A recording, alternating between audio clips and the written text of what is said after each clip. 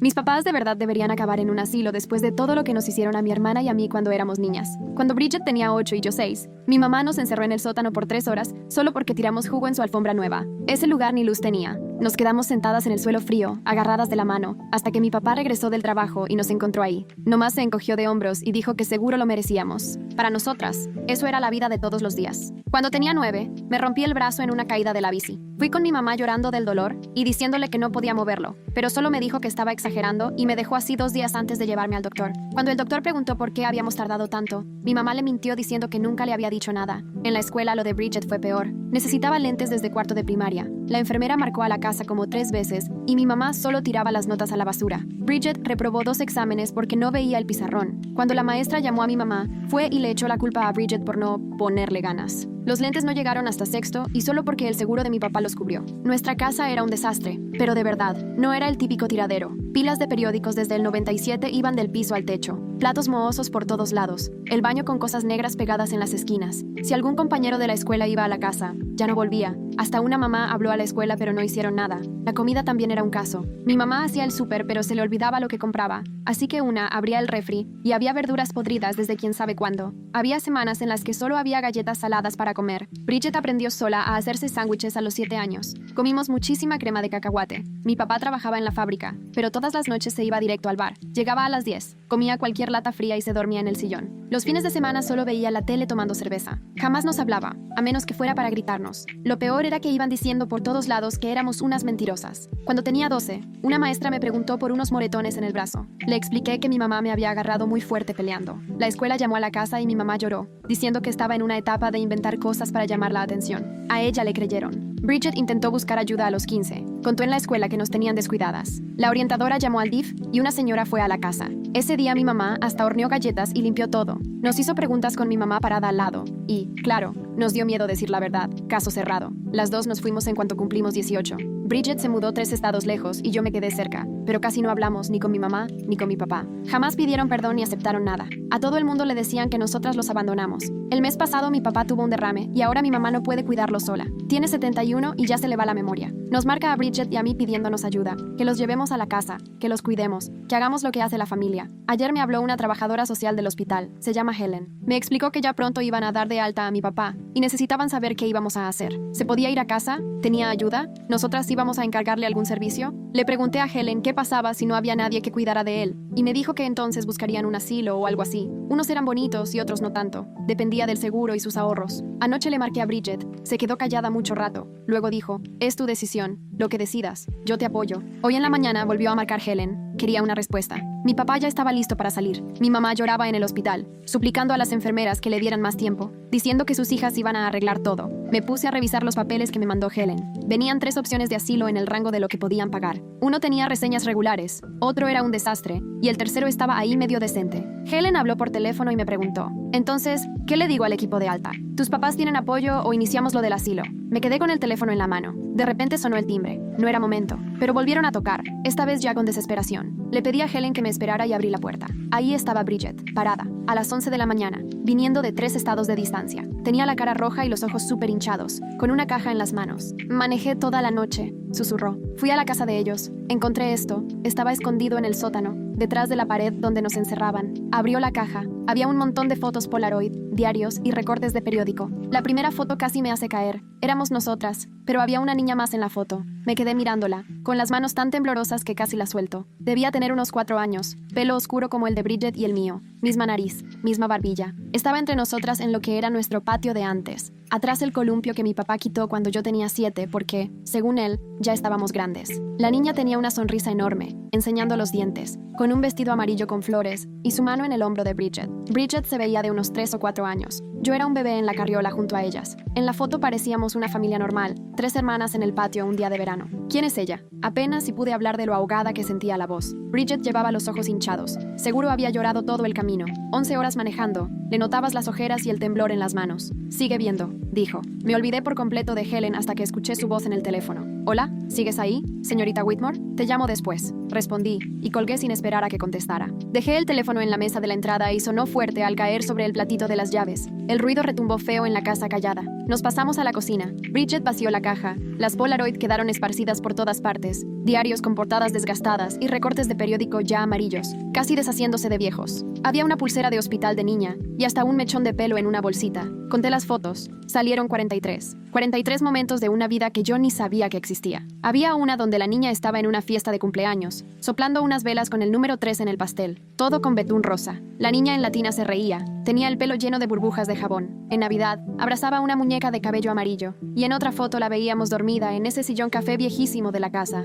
el mismo que a mí me daba miedo y pesadillas, acurrucada con la cobija hasta la barbilla. También aparecía parada frente a la casa, con su lonchera y mochila. Tal vez era su primer día de escuela. En casi todas las fotos, Bridget y yo también salíamos, siempre juntas con ella, jugando, como hermanas. Tomé otra foto, la misma niña, pero ya más grande. Tendría unos 5 o 6 años, sentada en el sillón horrible de nuestra sala, que mamá jamás quiso cambiar hasta que entré a la prepa. Tenía un conejo de peluche en las manos, con las orejas caídas y los ojos de botón. Sonreía a la cámara, pero esa foto tenía algo distinto. Me acerqué y vi que tenía el brazo enyesado, el yeso blanco lleno de calcomanías de caricaturas. Dora la exploradora, las pistas de Blue, de esas que cualquier niño pegaba en los 90. Bridget no podía respirar bien. Bridget, ¿quién es ella? Mi hermana tomó uno de los diarios y lo abrió. La letra era inconfundible, la de mamá, esa cursiva perfecta que usaba para la lista del súper o las tarjetas de cumpleaños, la misma con la que hacía las I y cruzaba la T de una forma tan curiosa. Cuando era niña, yo intentaba imitarla para hacerle excusas y permisos falsos para las excursiones que siempre se le olvidaba firmar. Bridget empezó a leer en voz alta. 14 de junio de 1994. Rosemary no deja de llorar. Nada la tranquiliza.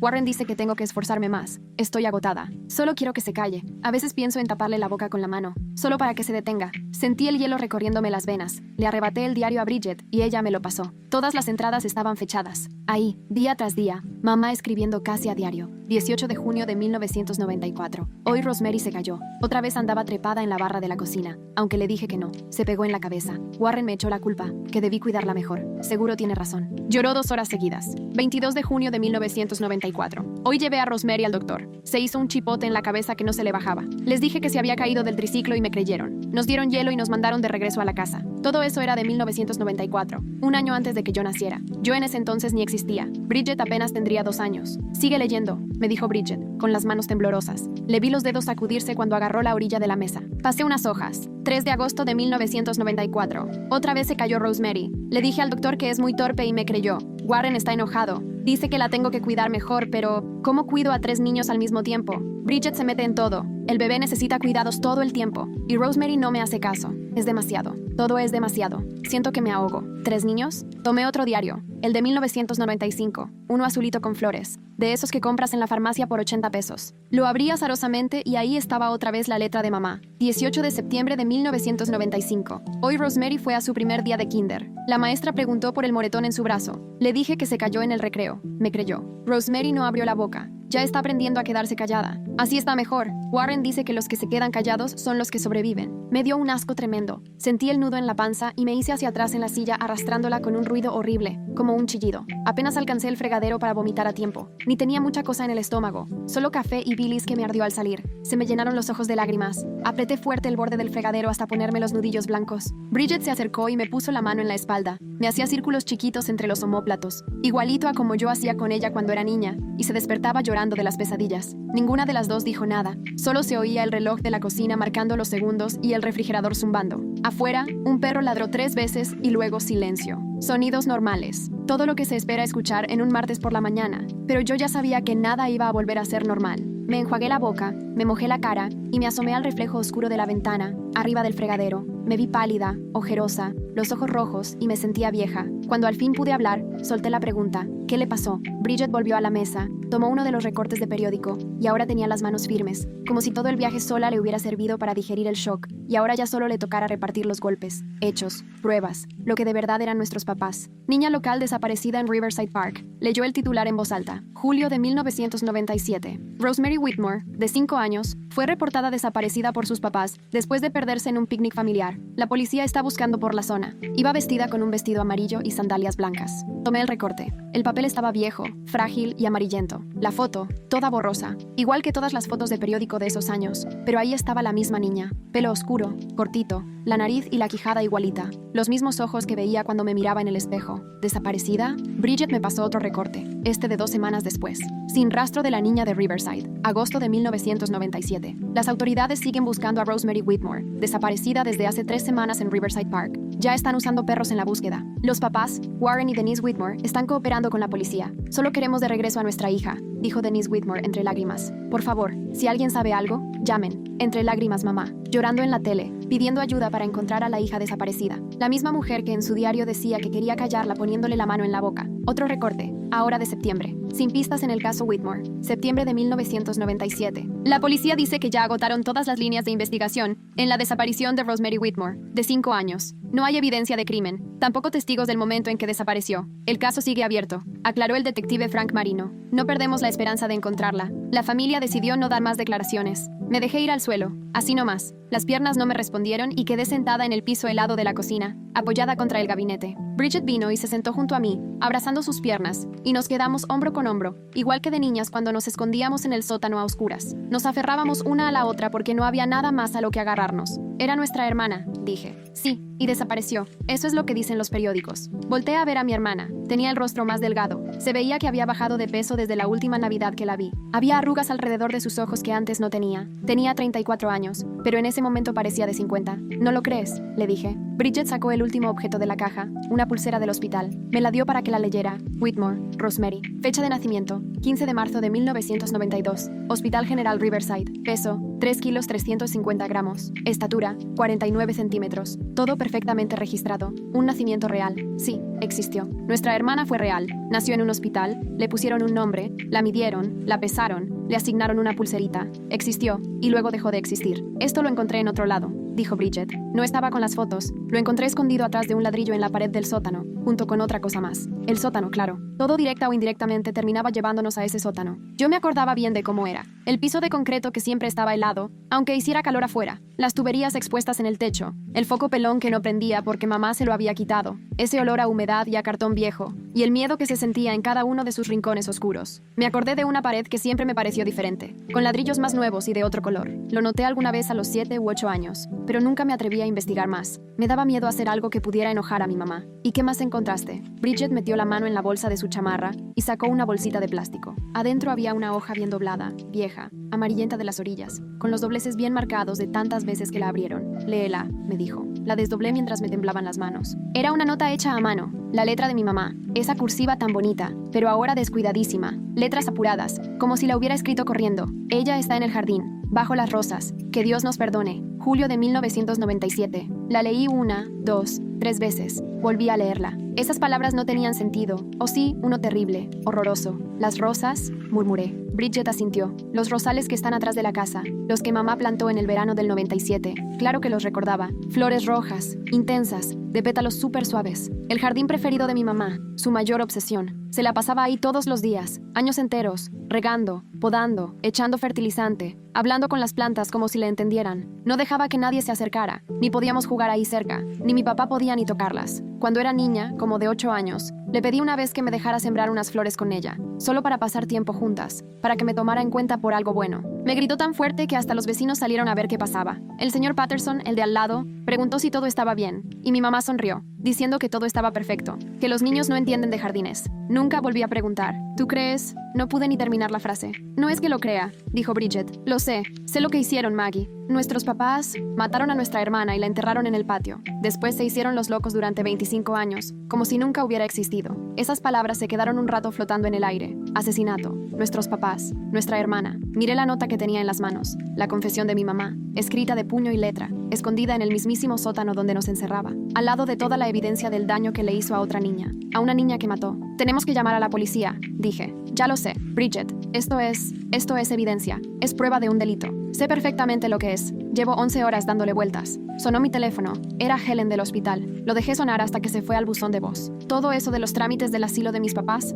de pronto dejó de importar. Ya nada relacionado con ellos me importaba. ¿Y ahora qué hacemos?, pregunté. Bridget se levantó y se sacudió los jeans. Se veía mayor que sus 34 años, y cansada de una manera que ni el sueño podía arreglar, marcada por una verdad de la que nunca iba a poder librarse. Primero le hablamos a la policía, les enseñamos todo, les decimos dónde buscan. Y después averiguamos qué fue realmente lo que le pasó a nuestra hermana. Una hermana de la que nunca supe. Una hermana que desapareció cuando yo tenía 2 años. Una hermana que quizás sigue ahí, enterrada en el jardín, debajo de los rosales de mamá. Una hermana que se llamaba Rosemary, como la planta, como un recuerdo imposible de arrancar. Marqué a la policía. Las manos me temblaban tanto que tuve que poner mi contraseña 3 veces para desbloquear el celular. En la línea de no emergencias, me dejaron esperando 6 minutos y luego me transfirieron. Esperé otros 4 minutos más y me volvieron a transferir. Al tercero que me contestó, le solté de un jalón que tenía pruebas de un crimen sin resolver desde 1997, de una niña desaparecida que quizá jamás estuvo perdida. ¿Qué pruebas tiene?, preguntó el operador. ¿Diarios? ¿Fotos? ¿Una confesión? ¿Confesión de qué? De homicidio. Silencio absoluto en la línea. Luego el operador me dijo que iban a mandar a alguien. 2 horas después tocaron mi puerta. El detective que llegó se llamaba Norwood, Franklin Norwood. Un señor como de 50 años, pelo canoso cortado al ras y los ojos cansados, de esos que ya vieron de todo. Tenía la típica expresión de quien aprendió a que nunca se le note, ni el susto ni el asco, ni el horror por nada. Su compañera era más joven, una mujer de apellido Cortés, de cabello oscuro, amarrado en una cola de caballo, y libreta en mano, lista para apuntar todo. Se veía que no tenía tantos años en esto, porque todavía no sabía poner esa cara de póker de los detectives. Eso sí, tenía una mirada aguda, atenta, queriendo enterarse de todo. Nos sentamos en la sala, Bridget y yo en el sofá, ellos frente a nosotras, la caja con las pruebas en medio, sobre la mesa de centro. Norwood fue directo a los recortes de periódico y los leyó con calma, sin que su expresión cambiara, pero se le marcó la mandíbula de la tensión. ¿Me están diciendo que estos son sus papás?, preguntó. Warren y Denise Whitmore, respondí. Todavía viven en esa dirección, el 247 de Maple Drive. ¿Y encontraron todo esto en su casa?, contestó Bridget. En el sótano, escondido detrás de un panel en la pared. Nuestra mamá nos encerraba ahí de niñas. Siempre me pregunté por qué ese pedazo de pared se veía diferente. Cortés tomaba notas. ¿Y cuándo lo encontraron? Anoche. Vine directo para acá. Norwood leyó la nota, la del jardín. La leyó 2 veces y luego nos miró. Esto es algo muy grave, dijo. Si lo que están diciendo es cierto, sé exactamente de lo que hablamos, respondí. Sé que suena increíble, pero esa es nuestra hermana la que aparece en esas fotos. Una hermana de la que nunca nos dijeron nada. Y, según la letra de mi propia madre, está enterrada en el patio. Norwood le pasó la nota a Cortés. Vamos a tener que revisar la letra. Pedir una orden para entrar al domicilio. Esto se va a tardar. Mi papá tuvo un derrame cerebral, dijo Bridget. Ya casi lo dan de alta. Nos están diciendo que necesitan que los cuidemos. Norwood alzó las cejas. ¿En serio? Tenemos que decidir si los metemos a un asilo o si nos los llevamos a vivir con nosotras. Yo que ustedes no decidirían nada todavía, dijo Norwood. Si todo esto resulta ser cierto, lo más seguro es que sus papás terminen pasando sus últimos años en un lugar mucho peor que un asilo. Se llevaron la caja con todo, las fotos, los diarios, recortes de periódico, la pulsera, la nota. Nos dieron recibos y nos dijeron que no saliéramos de la ciudad. Igual ni ganas tenía yo de irme a ningún lado. Cuando se fueron, Bridget y yo nos quedamos muy calladas. La casa se sentía diferente. Todo parecía diferente. ¿Tú la recuerdas?, preguntó Bridget al rato. Negué con la cabeza. Yo tenía 2 años cuando desapareció. Tú deberías haber tenido como 4. De repente Bridget habló muy despacito. A veces sueño cosas raras, dice. Hay una niña chiquita. Llora y trato de alcanzarla, pero no puedo.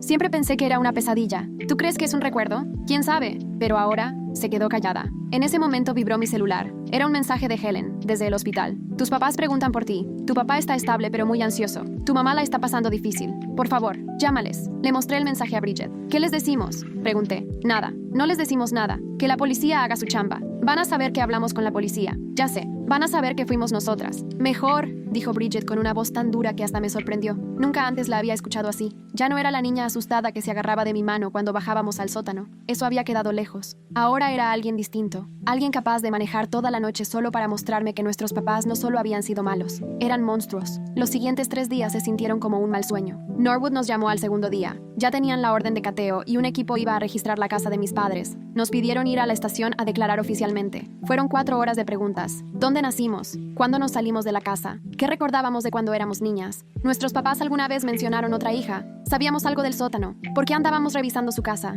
Les conté todo. El abuso, el sótano, el brazo roto, el abandono. Hasta cómo mi mamá convenció a todos de que lo inventábamos. La trabajadora social que le creyó todo el show. Todo lo que había intentado enterrar todos estos años. Cortés tomó notas sin parar. En un momento salió y cuando regresó tenía los ojos rojos. Me pregunté si tendría hijos. Al tercer día, a las 6 de la mañana, me sonó el teléfono. Era Norwood. Encontramos algo, dijo. Vengan a la estación, por favor. Desperté a Bridget, que seguía dormida en el sillón. Fuimos a la estación sin decir palabra. Apenas iba saliendo el sol, todo se veía gris, irreal. Nos pasaron a una sala de juntas. Estaban Norwood, Cortés y otros 2 detectives que no conocía. Una mujer de traje, que resultó ser de la fiscalía. Tomen asiento, por favor, dijo Norwood. Nos sentamos. Ayer por la tarde excavamos en el patio trasero de sus papás, justo debajo del rosal. Sentía que no podía ni respirar. Bridget apretó mi mano por debajo de la mesa. Encontramos restos humanos, dijo Norwood. Todo en mi cabeza empezó a dar vueltas. Escuché un sonido salir de la garganta de Bridget, un gemido bajito y como de animal herido. El examen preliminar dice que son los restos de una niña de entre 4 y 6 años. Es mujer. Lleva enterrada mucho tiempo, tal vez de 25 a 30 años. Rosemary, dije, aunque mi voz sonó como de otra persona. Ya mandamos muestras para ADN. Vamos a necesitar que ustedes también nos den muestras para compararlas. Bridget solo lloraba en silencio, con lágrimas escurriéndole por la cara. Ni siquiera se las limpió. ¿Y mis papás?, pregunté. Contestó la mujer de la fiscalía. Warren y Denise Whitmore fueron detenidos hoy en la mañana. Están acusados de homicidio en primer grado y de manipulación de un cadáver. Puede que se agreguen más cargos. Están en el hospital, dije sin pensar. Mi papá tuvo una embolia. Ya lo llevaron al área médica del reclusorio. Tu mamá está en otro lugar, bajo custodia. Homicidio. Homicidio en primer grado. Mi mamá, con 71 años y la cabeza ya mal. Mi papá, que apenas si podía hablar. Asesinos. ¿Y ahora qué sigue?, preguntó Bridget. Habrá una investigación, luego un juicio, si tu papá está en condiciones de ir. Tu mamá ya pidió hablar con los investigadores. ¿Quiere hablar?, pregunté yo. Norwood asintió. Ha cooperado mucho más de lo que imaginábamos. ¿Y qué está diciendo? Norwood y Cortés se miraron entre ellos. Por eso las citamos también, dijo Norwood. Su mamá ya dio su versión. Pero antes de contarles, quiero advertirles que lo que van a escuchar es fuerte. ¿Fuerte? Como si algo de esto no lo fuera. Solté. Dinos, dije. Norwood abrió una carpeta pero ni la vio. Solo la tenía en las manos. Según tu mamá, Rosemary nació en el 92. Fue la primera hija. Desde el principio tuvieron problemas. La niña lloraba siempre. No dormía, no comía. Era una bebé, dijo Bridget. Eso hacen los bebés. Solo les digo lo que ella declaró. Norwood siguió. Mientras fue creciendo, los problemas se hicieron peores. Tu mamá dice que era desafiante, irrespetuosa. Según ella, la niña la provocaba. Tenía 5 años, dije, sintiendo la garganta cerrada. Sí, una niña de 5 años no puede provocar a un adulto para que... Ya no pude seguir. Según su mamá, fue un accidente, dijo Norwood. Julio del 97. Dice que Rosemary se cayó por las escaleras del sótano. Se pegó en la cabeza. Cuando llegó su papá del trabajo, la niña ya estaba muerta. La enterraron en el patio en vez de llamar a emergencias. Ella dice que se paniquearon, que les dio miedo lo que fuera a decir la gente. Miedo de lo que les pudiera pasar a ustedes. Según ella, lo hicieron por proteger a la familia. Bridget se rió, pero no era una risa normal. Fue el sonido más horrible que alguna vez escuché. ¿Proteger a la familia?, repitió, incrédula. Nos dejaron en la oscuridad sin comer. Le mintieron a todo el mundo. Me hicieron reprobar la escuela porque no quisieron comprarme unos lentes. ¿Y todo eso era para proteger a la familia? Solo les estoy contando lo que declaró. Está mintiendo, dije. Eso no fue un accidente. Tú leíste esos diarios. Viste lo que le hacían a Rosemary. La lastimaban, la golpeaban, tenía moretones, la llevaban al doctor. Norwood asintió. Ya sabemos que lo que han declarado no coincide con las pruebas. El forense está haciendo una autopsia completa. Pronto vamos a saber más. Volvió a hablar la fiscal. No importa cómo haya muerto Rosemary. El hecho de haber escondido su muerte y reportar una desaparición falsa también son delitos graves. Sus papás de todas formas van a pasar muchos años en prisión. Qué bueno, dijo Bridget. Volteé a ver a mi hermana. Tenía la cara pálida pero firme. Ni una lágrima. Solo una frialdad inquebrantable. ¿Necesitan algo más de nosotras?, pregunté. Solo las muestras de ADN, y que estén disponibles por si necesitamos preguntarles algo más conforme avance la investigación. Nos tomaron las muestras rápido, de manera muy clínica, y luego nos dejaron ir. Nos quedamos sentadas como 1 hora en mi coche, en el estacionamiento de la comandancia. Ninguna podía manejar, ninguna podía hablar. Solo nos quedamos ahí, viendo cómo amanecía, pensando cómo se supone que vamos a seguir después de esto. De repente sonó el celular de Bridget. Vio la pantalla. Es el número de mamá, dijo. Seguro le permitieron hacer una llamada desde el hospital antes de llevarla a otro lado. ¿Vas a contestar? Bridget se quedó viendo el teléfono. Siguió sonando y sonando. No, dijo, y lo dejó irse al buzón de voz. 1 minuto después, oímos el mensaje juntas. Era la voz de mamá, débil y temblorosa. Niñas, por favor, tienen que ayudarme. Están diciendo cosas horribles. Todo es mentira. Ustedes me conocen. Saben que yo nunca... por favor, llámenme. Soy su mamá. Las quiero, por favor. Bridget eliminó el mensaje. Nos regresamos a mi casa sin saber qué más hacer. Segunda actualización. Los resultados de ADN llegaron a los 5 días. Coincidía. Los restos enterrados en el patio de mis papás eran de Rosemary Ann Whitmore, nuestra hermana. Norwood nos llamó para avisar. Trató de decirlo con tacto, como si no lo hubiéramos sabido ya, como si todavía tuviéramos dudas. Ya está listo el informe del forense, agregó. Creo que deberían venir a verlo. Fuimos. La sala de juntas se sentía más chica esa vez. Quizá porque ya sabía lo que venía. Quizá porque sentía que las paredes de mi vida se cerraban sobre mí. Norwood nos puso una una carpeta enfrente. Quiero advertirles, dijo. Esto es fuerte. Abrí la carpeta y Bridget leyó por encima de mi hombro. El forense encontró varias fracturas antiguas en los huesos de Rosemary. Costillas, brazos, una pierna. Algunas ni siquiera habían sanado bien. Se ve que nunca la atendió un doctor. Pero eso no fue lo que la mató. Causa de muerte. Golpe en la cabeza con un objeto contundente. Tenía varios daños compatibles con repetidos golpes. No fue una sola caída. Fueron muchos golpes. Esto no fue un accidente, dije. No, respondió Norwood. No lo fue. Tu mamá mintió. Tu mamá ha cambiado su historia 3 veces desde que la trajimos. A estas alturas, nada de lo que dice tiene sentido. ¿Y ahora qué dice? Pregunté. Norwood suspiró. Ahora le echa la culpa a tu papá. Dice que él lastimó a Rosemary, que le tenía miedo y que no pudo evitarlo, que él la mató y luego la obligó a encubrir todo. ¿Y mi papá? Tu papá apenas puede hablar. El derrame lo dejó muy mal. Casi no se le entiende. Pero lo poco que logró decir es otra versión. Afirma que tu mamá era la violenta, que él trató de protegerlas, pero que ella los amenazaba si se metía. Se estaban echando la culpa uno al otro. Por supuesto. Ni siquiera ahora, con cargos de asesinato encima, podían decir la verdad, ni asumir lo que hicieron. ¿A quién le crees? Preguntó Bridget. Sinceramente, a ninguno, contestó. Por la evidencia, por los diarios, creo que los dos abusaron de esa niña. Los dos la lastimaron. Y cuando las cosas se salieron de control, los dos decidieron ocultar lo que pasó. Cortés intervino. Hay algo más que tienen que saber. Cuando revisamos la casa, encontramos más evidencia. Estaba escondida en el ático. Abrió otra carpeta. Más Polaroids, más diarios. Estos abarcan del 97 a 2005. Documentan el abuso constante contra ti y tu hermana después de que se fue Rosemary. Me puse a leer. Otra vez la letra de mamá.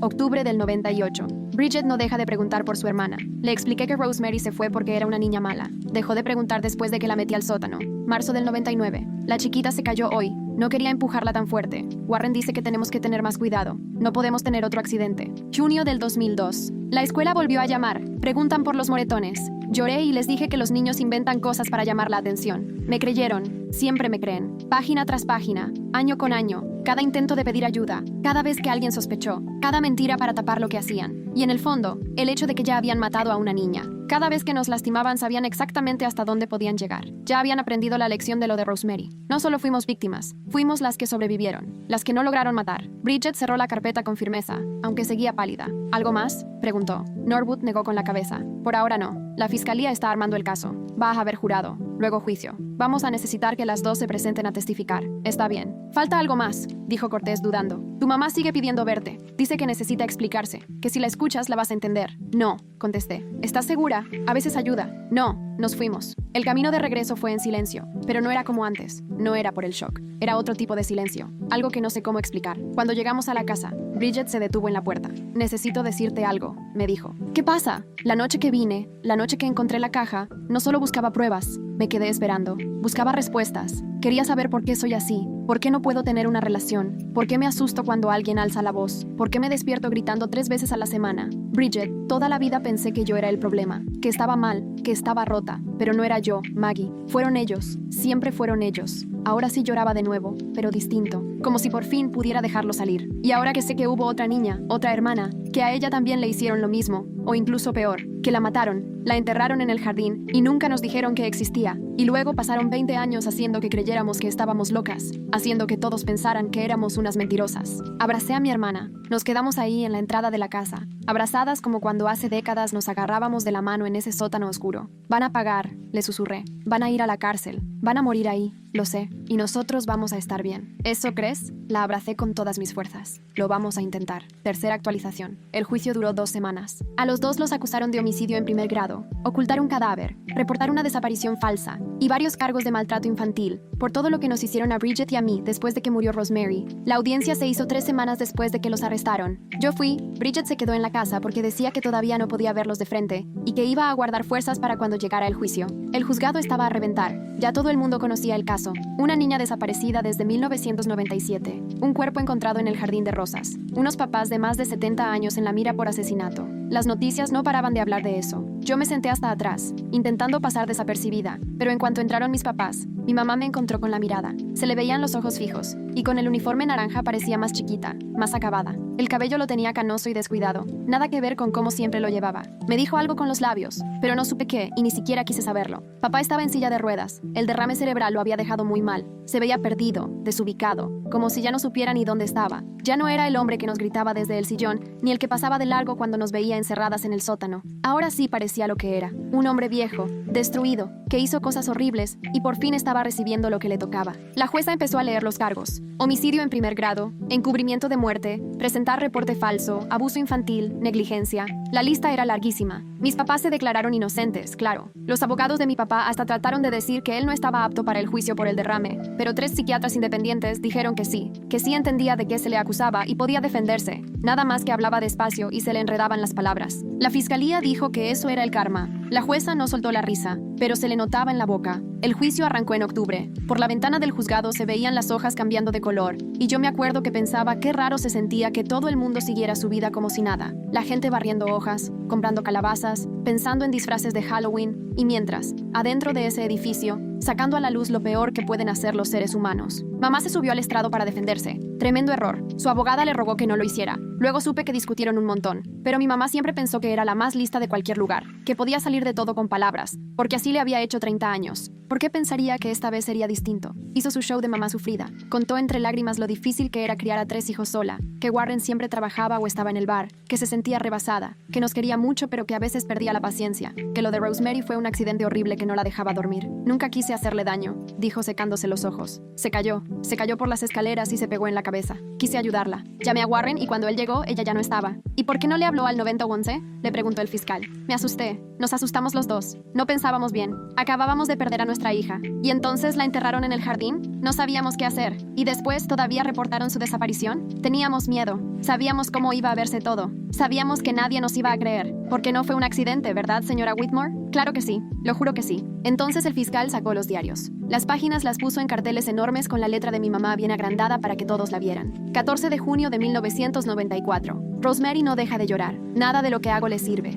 A veces solo quisiera taparle la boca para que se calle. La cara de mi mamá se quedó blanca. Marzo de 1995. Hoy Rosemary me hizo enojar horrible. Tiró jugo en mi alfombra nueva. Le apreté el brazo demasiado fuerte. Lloró 1 hora. Warren nada más me dijo que tuviera cuidado, que se le hacen moretones muy fácil. Estaba estresada, susurró mi mamá en el micrófono. No podía más. Solo me estaba desahogando. Era escribir para sacar el coraje. Nada más. Septiembre de 1995. La maestra preguntó por el moretón de Rosemary en el brazo. Le dije que fue en el recreo. Me creyó. Rosemary no dijo nada. Está aprendiendo a quedarse callada. Qué bueno. El fiscal dejó que el silencio llenara la sala. El jurado se le quedó viendo a mi mamá. Ella se retorcía ahí en el estrado, como si la tuvieran bajo una lupa. ¿Esta es su letra, señora Whitmore? Sí, pero... Y todas esas entradas son de 3 años diferentes, ¿verdad? Sí, pero tienen que entender que 3 años de maltrato anotados, 3 años de mentiras, 3 años enseñando a una niña a esconder sus golpes. Y en 1997, esa niña terminó muerta. Fue un accidente. El forense encontró que tenía varios huesos rotos ya curados, costillas, brazos, una pierna. Una niña de 5 años con historial de lesiones de jinete. ¿Eso también fue accidente? Mi mamá perdió la compostura y empezó a gritar que éramos unos malagradecidos, que nunca entendimos todo lo que ella hizo por nosotros, que ahora los niños no respetan, que Rosemary siempre fue difícil, que hay niños que nacen malos. La jueza tuvo que pedir silencio 3 veces. El fiscal le repasó todas sus palabras, una por una, cada entrada fría sobre cómo esconder los golpes, cada indicación para que nos calláramos, cada castigo exagerado que nadie puede llamar disciplina. Cuando bajó del estrado, ya todos sabíamos que era culpable. Solo faltaba ver de qué exactamente. El jurado no tardó ni 4 horas en decidir. Declararon a mi papá culpable de homicidio en 2º grado. Sí creían que estuvo presente y fue cómplice, pero no pudieron probar que él diera el golpe mortal. También lo hallaron culpable de todos los cargos de abuso. A mi mamá la encontraron culpable de homicidio en 1er grado. Los diarios eran prueba suficiente. El patrón de maltrato era clarísimo y todo demostraba que ella era la principal agresora, que la muerte de Rosemary era el final casi lógico después de años de violencia. La sentencia llegó 1 mes después. Esta vez la sala ya estaba mucho más vacía. Ya los curiosos se habían ido en busca de otro drama, y solo quedó la familia, Bridget y yo en la galería, algunos familiares que aún apoyaban a mis papás, aunque ni nos dirigían la mirada. El fiscal pidió la pena máxima. Hablamos de Rosemary, de cómo pudo haber sido su vida, de esos 27 años en los que estuvo olvidada en una tumba poco profunda, mientras quienes la mataron seguían libres. El abogado de mi papá pidió compasión. Argumentó que ya era un hombre mayor y enfermo, que había sufrido bastante, y que la cárcel sería prácticamente una sentencia de muerte. A la jueza ni la inmutó. El abogado de mi mamá intentó otra táctica, diciendo que su clienta era una víctima de su historia, de su infancia difícil, de las presiones imposibles de ser mamá, y que lo que necesitaba era ayuda, no castigo. Bridget de plano soltó una carcajada. La jueza tuvo que pedirle que se callara. Después nos tocó a nosotras. Bridget y yo dimos nuestra declaración como víctimas. Yo fui la primera. Tenía todo escrito. Lo repasé 1000 veces. Pero en cuanto estuve frente a mis papás, viéndolos al otro lado del salón, dejé el papel a un lado. Cuando tenía 12 años, dije, una maestra me preguntó por los moretones en el brazo. Le conté la verdad. Le dije que mi mamá me había apretado muy fuerte en una pelea. La escuela marcó a la casa. Mi mamá lloró y les dijo que yo estaba pasando por una etapa difícil, que inventaba cosas para llamar la atención. Le creyeron. Siempre le creían. Volteé a ver a mi mamá, pero no me quiso mirar. Toda mi vida pensé que algo andaba mal en mí. Pensaba que era mentirosa, que estaba loca. Porque eso fue lo que tú les dijiste a todos. Eso nos dijiste a Bridget y a mí. Ahora sé que había otra niña, una hermana que nunca conocí, y que también a ella le hiciste lo mismo. Y cuando se te fue de las manos, la enterraste en el patio y fingiste que nunca existió. Me dirigí a la jueza. No me importa qué les pase a ellos. Cárcel, hospital, pena de muerte. Me da igual. Lo que importa es que Rosemary existió. Era una persona real. Ella tenía un nombre, una cara, una vida que le arrebataron. Y durante 27 años, las únicas que supieron la verdad fueron las mismas que la mataron. Ya todos lo saben. Eso es lo importante. La declaración de Bridget fue más breve. Solo dijo, nos encerraban en el sótano donde escondieron todo lo del asesinato de nuestra hermana. Cada que nos castigaban, pasábamos al lado de su pulsera del hospital, su acta de nacimiento, sus fotos, y nunca sintieron nada. Eso te dice todo lo que necesitas saber de quiénes son. La jueza tardó media hora en dar su sentencia. A papá le dieron 30 años. Por su edad y su salud,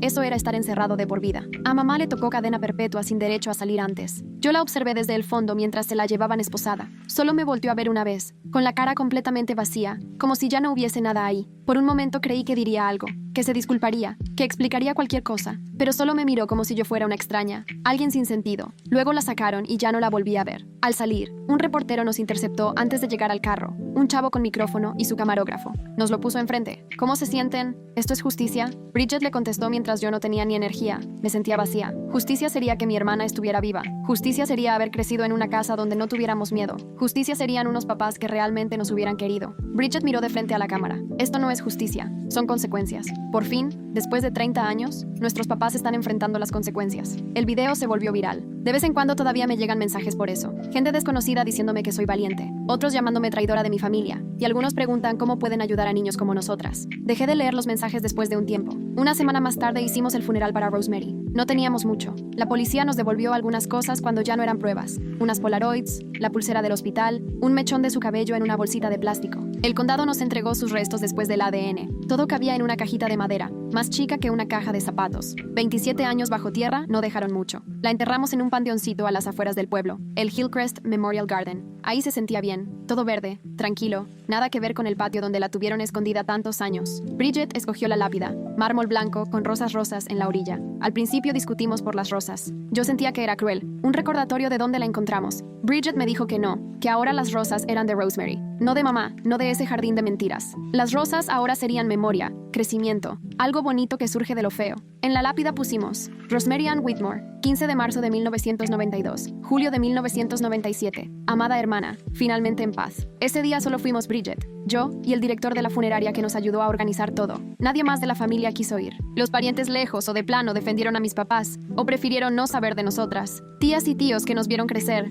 primos con los que jugábamos en las fiestas, abuelos que mandaban tarjetas cada cumpleaños. Todos desaparecieron, unos defendiendo lo indefendible, otros huyendo del escándalo. Así estaba bien. Rosemary nunca tuvo a nadie más que a nosotras, y apenas la recordábamos. Pero ahí estuvimos, y eso tenía que valer de algo. El director de la funeraria dijo unas palabras generales sobre la paz y el descanso. Yo casi ni lo escuché. Solo podía ver la lápida, el nombre de mi hermana grabado. Vivió solo 5 años, apenas eso. Toda una vida resumida en 2 fechas y una inscripción. Cuando acabó la ceremonia, me acerqué. Llevaba unas rosas rosas del súper. No era nada especial, pero eran reales, nuestras. Perdón por no haberte encontrado antes, le dije, a la tumba, a lo que fuera que pudiera escucharme. Perdón por no saber, perdón por no poder protegerte. Bridget se arrodilló junto a la lápida, le pasó la mano encima, tocando las letras del nombre de Rosemary. No merecías nada de esto, dijo. Solo eras una niña de 5 años. Merecías amor, seguridad, la oportunidad de crecer. Merecías fiestas, festivales, tu primer amor y todo eso tan bobo y tan bonito que es vivir. Todo eso te lo quitaron. Apoyó la frente contra la piedra.